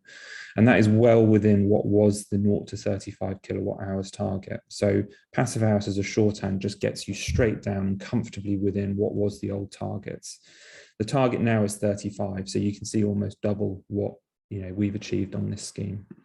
In terms of embodied carbon, it wasn't really a focus for us at the time, but we were very close again to the 2030 targets under the version 1, and that has again slipped back. So my concern is that actually all of these targets that everyone is setting, unless we're actually driving to achieve something, they are just going to keep sliding and being kicked down the road. So I think, yeah, my point here is, look, you can deliver it, it can be done.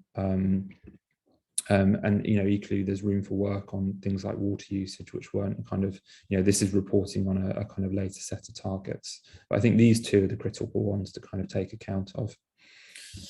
And just because of time, and apologies for kind of hammering through this, but I'm more than happy to take questions. As I've said, our kind of York projects are doing the work we did on Goldsmith Street, so looking to achieve certified passive house, but then have the renewables to bring down that target to zero carbon, and also at a kind of bigger scale or kind of more dense urban scale, our Bridgewater scheme in London. But just to kind of sum up how I think we should be doing this, or kind of we think we should be doing this, you know, there's quite a shocking statistic that, you know, UK emissions from domestic buildings are going to continue to rise over the coming years. So how do we kind of do this? So at the moment, you know, there's a lot of gas use, there's a bit of electricity, and that kind of makes up our kind of annual consumption. That only looks worse when you actually take into account the performance gap. So that is that, you know, the difference between how it was designed to how it's actually performing in reality. Now, passive house takes out that performance gap through design and through workmanship. So it really ups the standard of how we're building. And that is through a kind of quality control process that is kind of built into it as a methodology of working. So, you know, where the building regs really fail, I think, you know, the industry at the moment, this is a kind of certified standard that is actually kind of really good at kind of dealing with that. The next thing we've got to do is take out the use of electricity for our water and heating. Take out use of gas and replace it with electricity. And that can be, you know, dealt, you know, by reducing our energy demand and then topping it up with things like air source heat pumps and PV. That will really bring that down to a kind of cleaner way of kind of heating and kind of reducing our emissions in our buildings. And once we've got all of those down as far as possible, renewables then come into play, in my opinion, to actually bring us down to that zero line down here. Because if you're not dealing with this stuff on the left-hand side of this, and this is all the way up, you know, up off the page, you're only having to put more and more renewables on, to the point at which you've actually probably run out of roof area to actually deal with the problem. So you want to get those in-use things down as much as possible by investing in the fabric, and then look to, you know, use renewables to kind of deal with the kind of the remaining gap. So what are our kind of keys, lessons learned that kind of hopefully you can take away? Well, we only think we're halfway there with all this. You know, I think there's been a lot of talk about how net zero is delivered. There's still a lot of confusion around what's counted in, what's not counted in. But I think, you know, dealing with the energy in use is one part of the equation. There's a whole other thing, which is actually then what we're building these buildings out of. You know, we just touched on sequestration.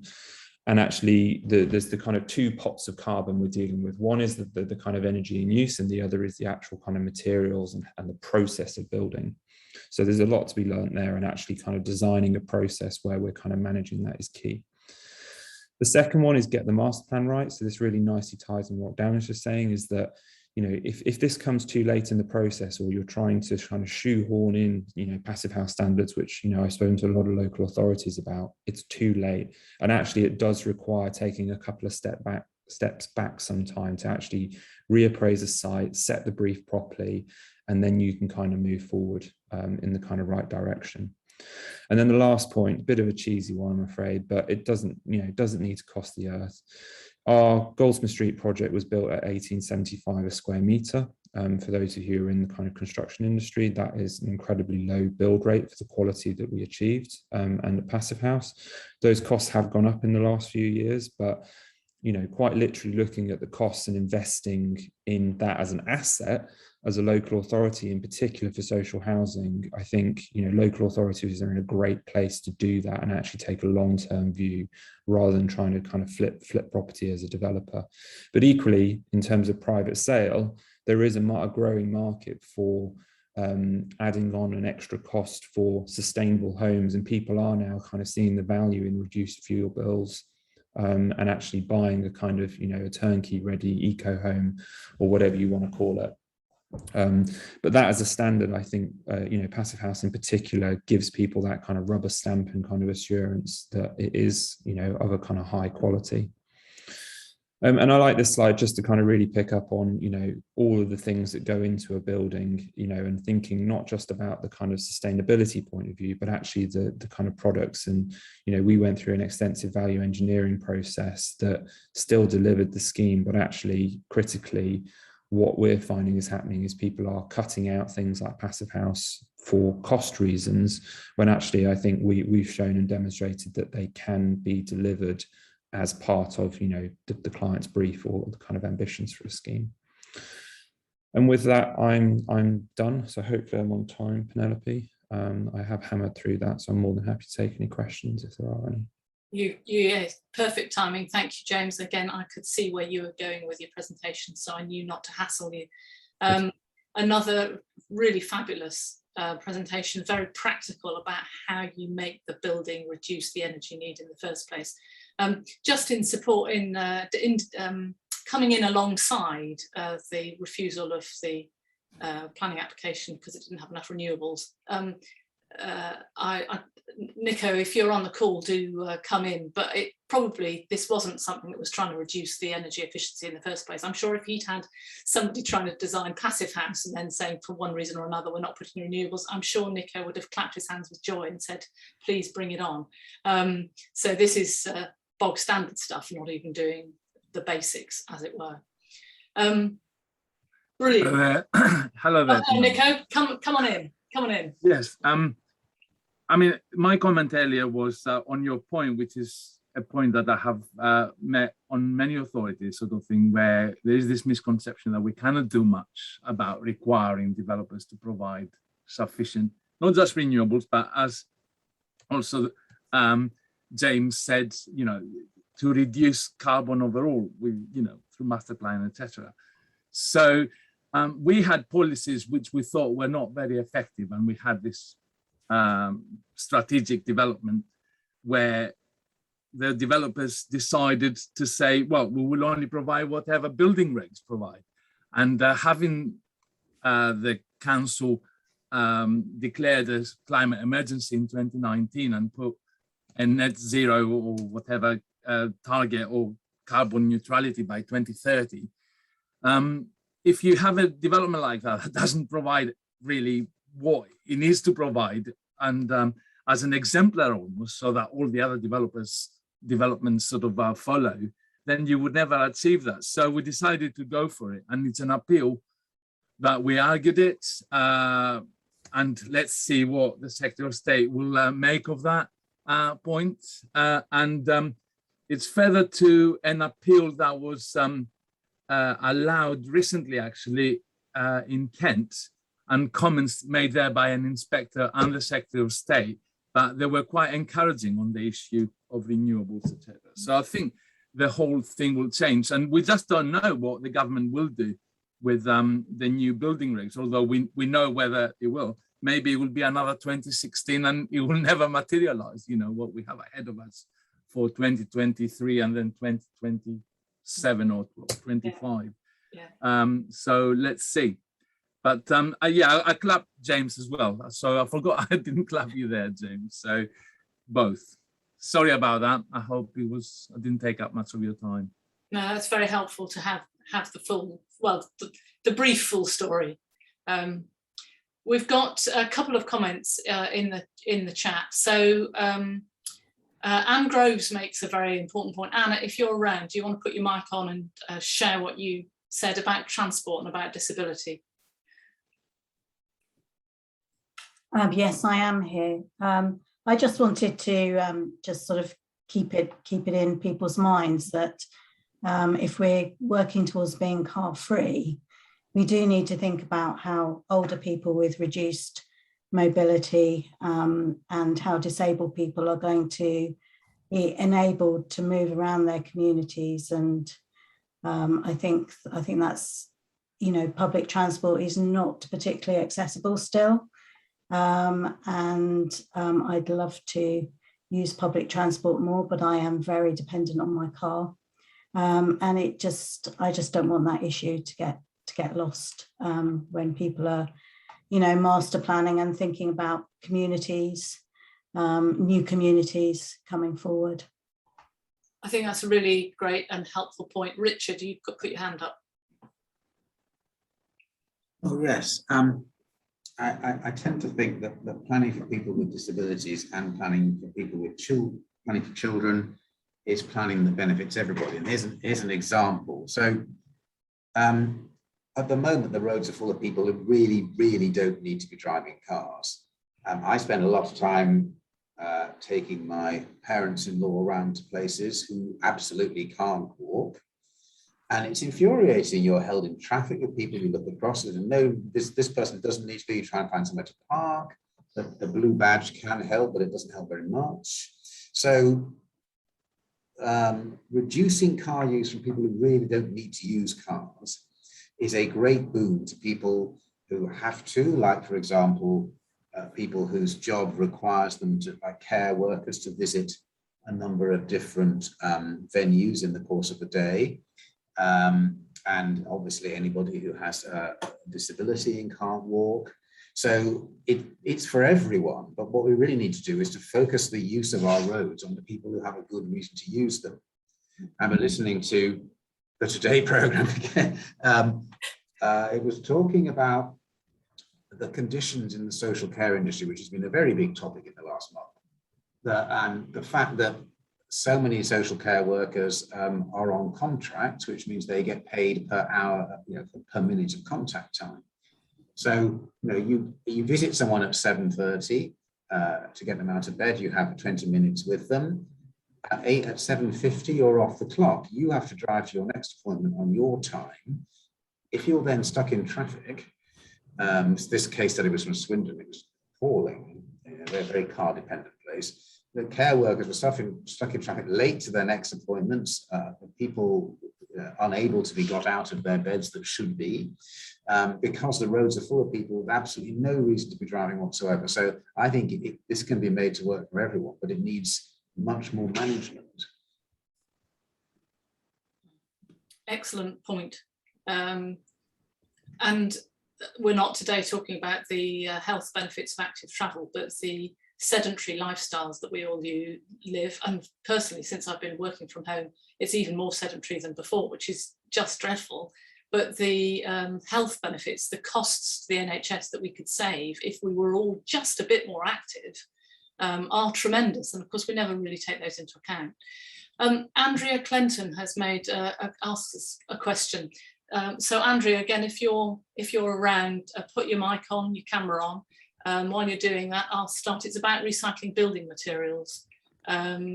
So are you there, Andrea? So Andrea's asking a question about recycling building materials. Why isn't it mainstream for strategic building schemes? Strategically monitor buildings being demolished and recycle those materials into new building proposals. Anyone on the panel like to give a response to that? Dan. Thank you. The reason why it isn't is because it's hard. When you make a sort of a frame of a building, it's usually not just one material. Bricks are not just bricks; they're bricks and mortar. Concrete is nigh on impossible to recycle. You can turn it into hardcore or use it as fill, but by and large, it's very, very difficult to recycle building materials. What we're starting to see a lot more of these days is people and local authorities requiring circular economy statements addressing how people are going to disassemble or adapt buildings at the end of their use, so that they can be reused or repurposed for other things rather than being even recycled, which takes energy. If you can reuse or repurpose materials, then essentially you're keeping those materials in the most useful state. So the whole idea of circular economy as it gets applied to built environment is something we as an industry and as a sustainability industry and certainly within architecture firms are getting to grips with. But it's going to take a while for the products and the supply chains to be able to kind of say, well, these are the materials, this is how you assemble it, this is how you disassemble it at the end of its life, and this is how you reuse it. So yeah, there are solutions coming forward and planning policies to support those solutions, which is encouraging to see. Are you aware of any standards around circular economy?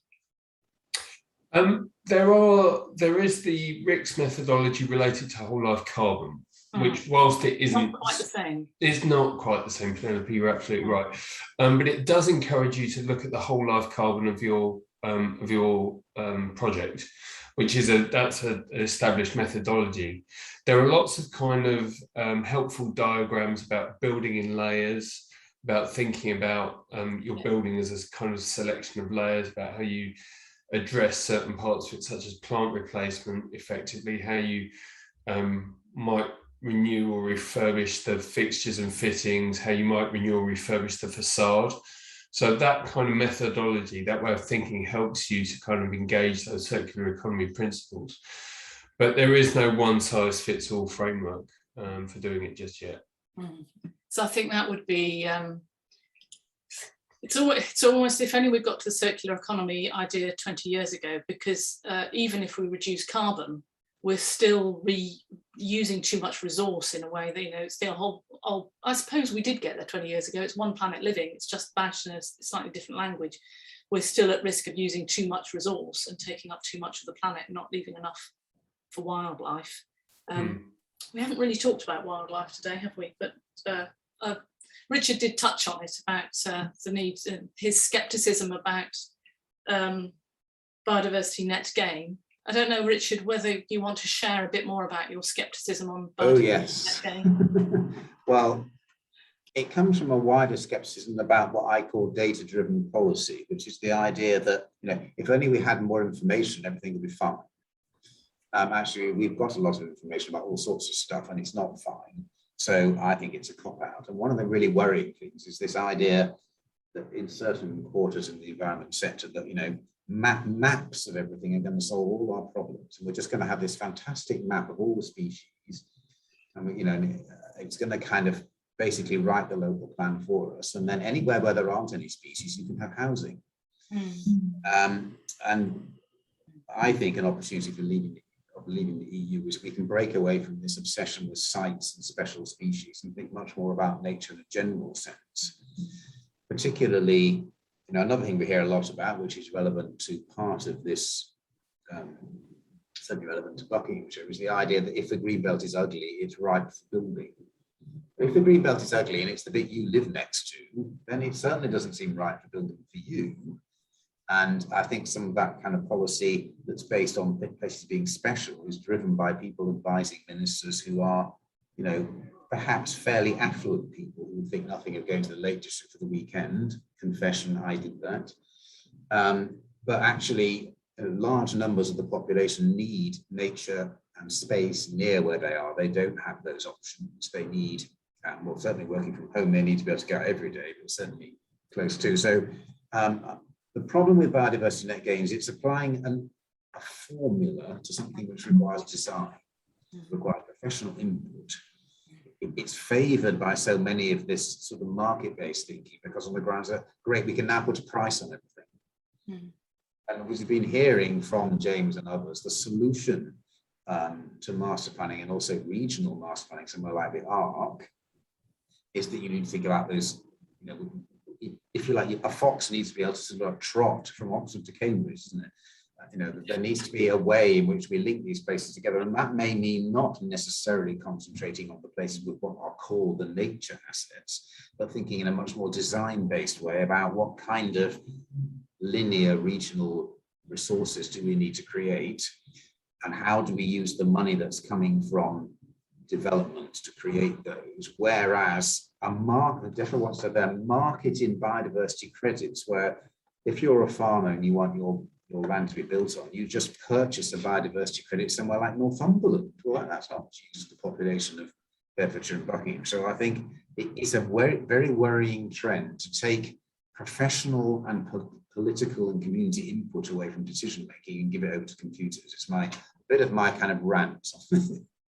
I think it's a very good point. The observation that you make that somehow the data writes the local plan for you, I think increasingly has become a trend, because the trade-offs, the grappling with the different issues is actually so difficult. It's easier just to say, oh, the data says this, and you abrogate responsibility. James, you wanted to come in.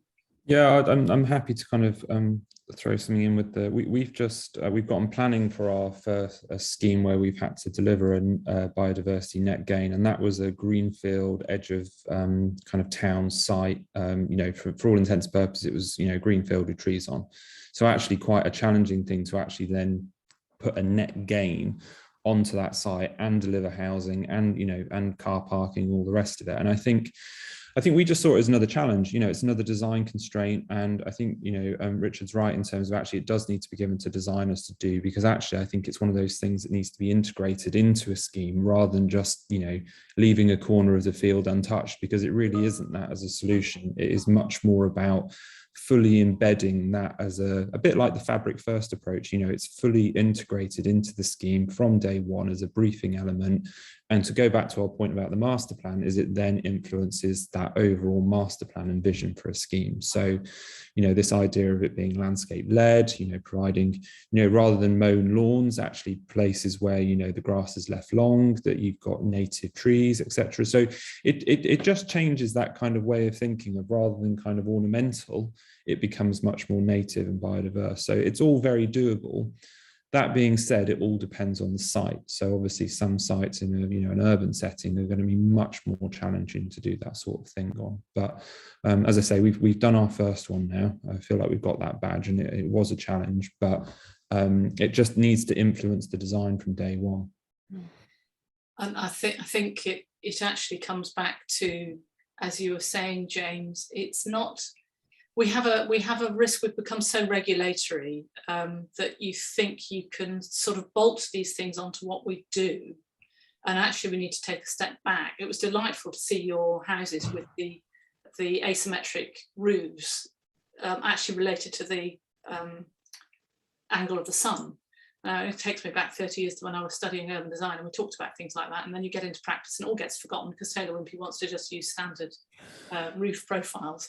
But you can't say, oh, here's your scheme, bolt on 20% carbon from your renewables, bolt on some biodiversity net gain.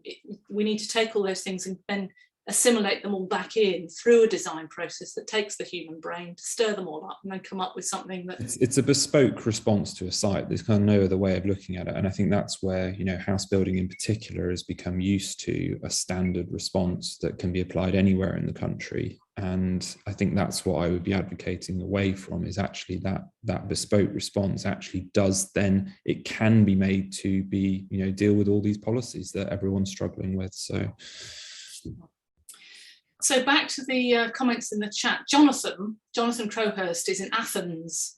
He's made an observation about what's going on in Greece. I must admit, Jonathan, I don't quite understand it because everyone's installing new gas pipes, you say. Are you on the call? Do you want to explain what your comment was? Just to say, it's really quite an interesting perspective being here. You get a completely different perspective on things. So at the moment, most people heat their houses with heating oil, and gas pipes are just being installed throughout the city in the street so that everyone can convert to gas.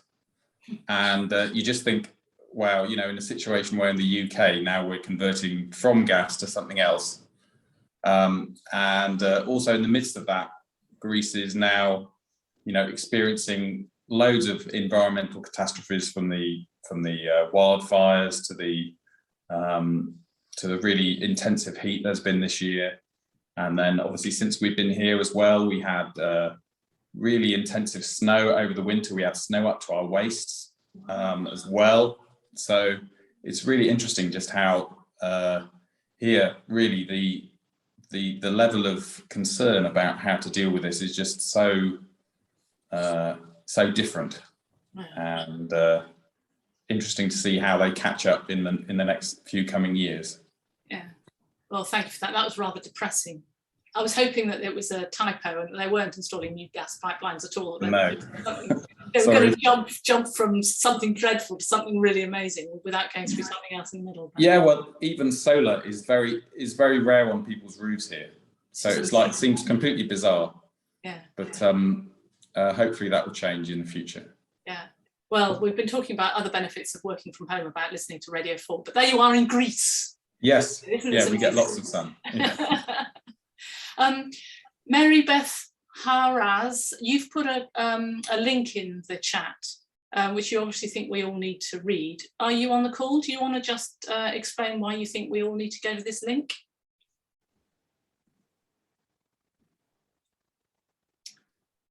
The link is an 880cities.org. Perhaps Mary Beth has had to go off to do something more important, which is fair enough. So anyway, do take a look at that link.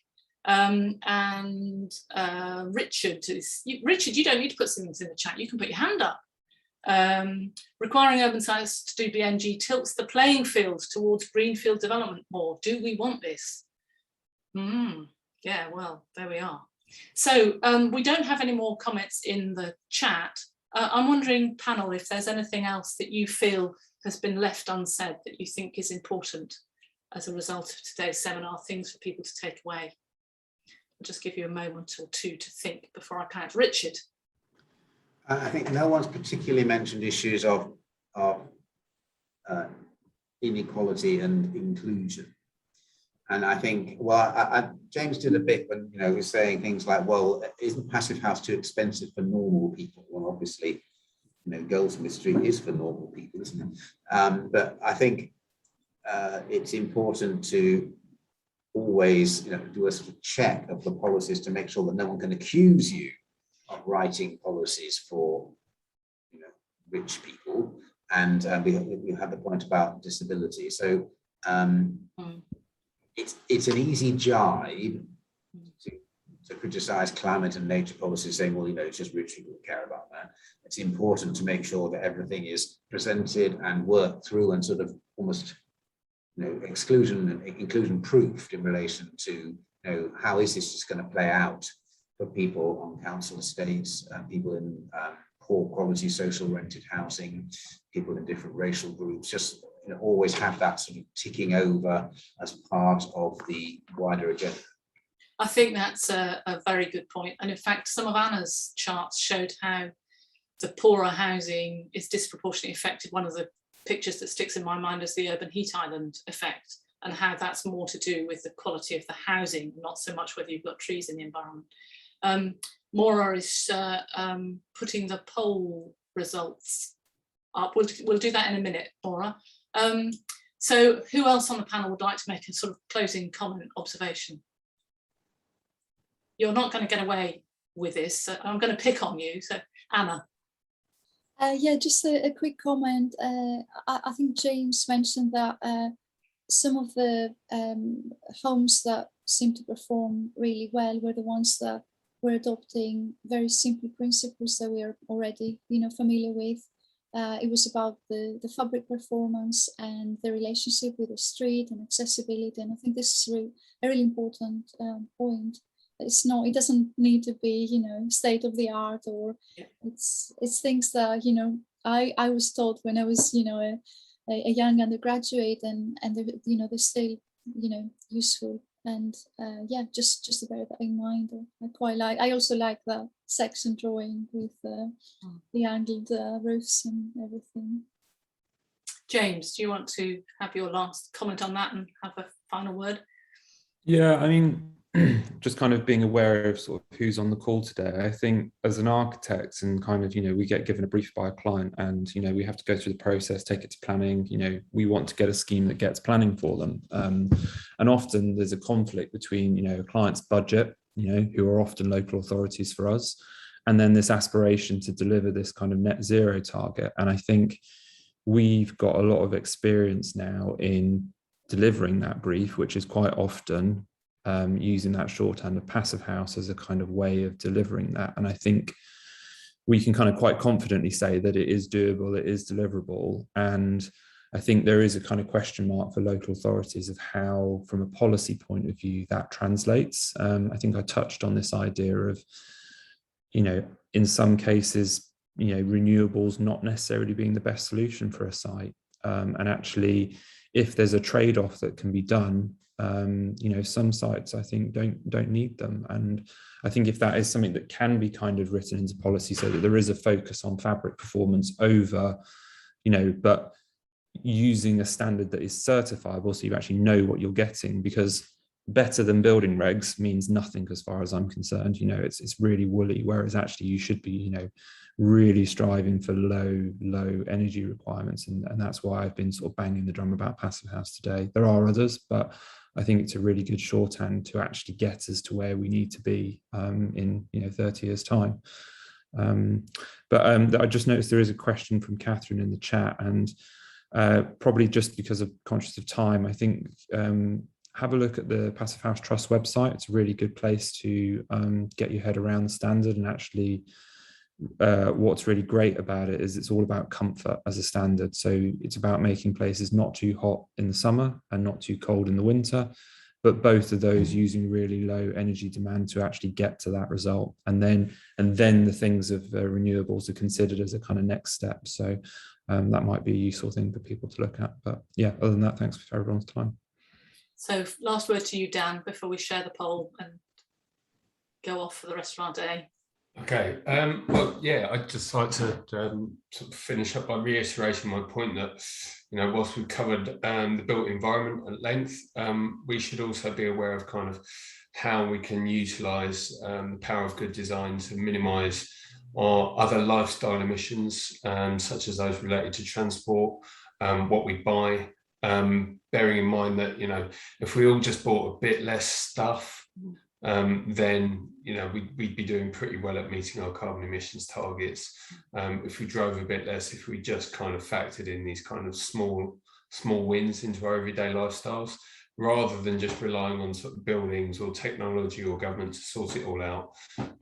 You know, if we just bought a bit less stuff, then we'd be part of the solution rather than part of the problem. Very good. So let's just share the results of our poll. So the first question, how well do you think we're going to be doing? Actually, people think we're not going to be too badly. I think we've got reasonable time. The second question, again, nobody's thinking it's awfully slow and dreadful, which is, I must admit, better than I was expecting. And similarly for the third one. And what time of day is good for you? Oh, lunchtime is the best time of day. Good. Well, we'll stick with what we're doing. So it just leaves for me to say thank you all very much for coming along. Hope you found that useful. If there are any questions, just drop them to Maura, thoughts about what we could do in the future. And just thank the panel very much for 4 really inspiring presentations. And let's hope that we can all meet the target. Otherwise, we're a bit stuffed. And on that positive note, thank you very much. Thank you. Thank you, everyone. Bye. Thank you, it's brilliant. Thank you. Thank you. And as I put in the chat, our next BOBMK event is on the 7th of October, and it's all about landscape design, LVIAs, character assessments, green infrastructure. If you need to know about landscape, I'll see you then. Thanks to the speakers, and thank you very much to Penelope as well for a great chair.